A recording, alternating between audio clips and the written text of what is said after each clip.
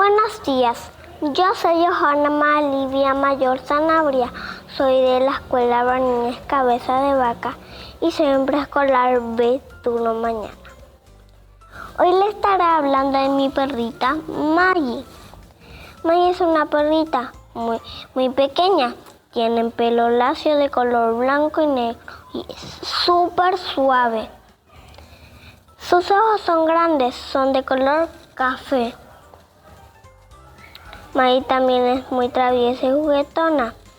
Ella es nadadora y cuida la casa. A mi perrita Maggie yo le saco por todos lados porque le encanta ir de paseo. Y ella también es mi mejor amiga. A Maggie a mí nos encanta comer a ella su ración y a mí un rico helado. Tener un perro en casa es como tener al mejor guardián. Amemos mucho nuestra mascota, démosle cariño, amor y por sobre todo protección. Gracias por su atención a todos los presentes.